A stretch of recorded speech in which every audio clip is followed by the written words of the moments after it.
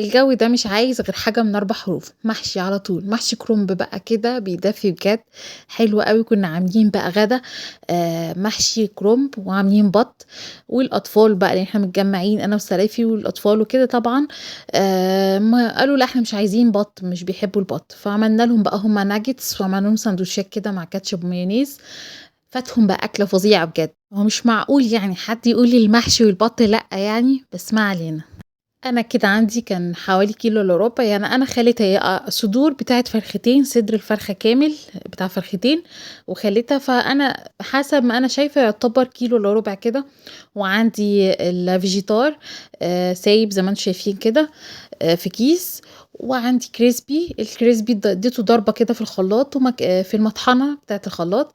ومكان الكريسبي بقى حطيت على طول الفراخ شوية بشوية بس عشان ايه تطحن معايا.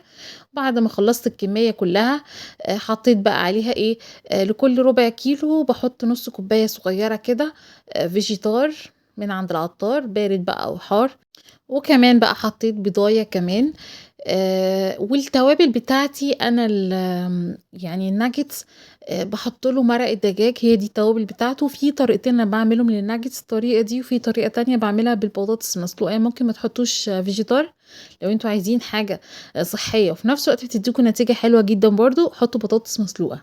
ممكن تحطوا بدل الفيجيتار بطاطس مسلوقة، ممكن تحطوا بهارات بدل المرقة الدجاج. ممكن أنا عاملاها قبل كده معاكم على القناة عندي في الفيديوهات القديمة قوي، تاني أو تالت فيديو على القناة. كان بطريقة مختلفة وجميلة جدا برضو رائعة يعني.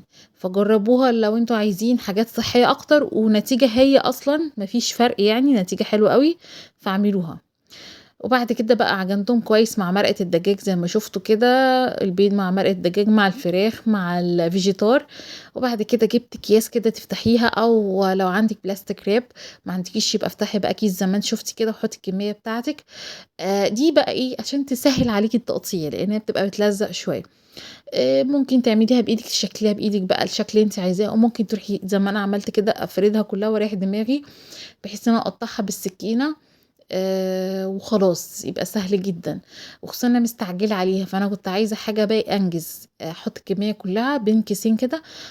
طبعا لازم نحط كيس من فوق كمان علشان يسهل عليكي الفرد، لكن انتي لوحده مش هتبقى سهله، تلاقي بتلزق في ايدك ومبوظه الدنيا. بعد ما فردتها زي ما انتم شايفين بقى بين كيسين كده، اروح جايب السكينه اقطعها، اشيل الاطراف اللي مش متساويه دي هنشيلها على جنب، طبعا دي هنشكلها بايدينا بقى مش هنقعد لسه يعني نفرد ده كله تاني. بعد بقى ما سويتها زي ما انتم شايفين كده رحت مقطعاها مكعبات الحجم اللي انتوا عايزينه بقى. انا قطعتها مكعبات كده يعني كبيرة شوية عشان تنجز في القلية برضو كمان بصراحة. بس بجد حلوة جدا مع السندوتشات، يعني كاتشب ومايونيز وكده وتغيير، يعني هي الفكرة فيها بس تغيير. الأولاد بيحبوا عامة الأكلات الجاهزة دي، فأعملها لهم في البيت أحسن. عشان هي برّه بقت غالية ومش عارفين هُم حاطين فيها إيه، يعني ممكن ساعات تقولي طب ما إحنا حاطين مش عارفة مرقة. المشكلة الأيام دي بنسمع حاجات يعني مش حاجات تتاكل، يعني حاجات مش أكل أصلًا، فاللي نعرفه أحسن من اللي ما نعرفوش. بعد كده بقى إيه زي ما أنتم شُفتوا حطيته في الكريسبي على طول، مش محتاج تحطي أي حاجة من برّه تلزّقه، هو ملزّق يعني لوحده، فهو بيلزق في الكريسبي على طول.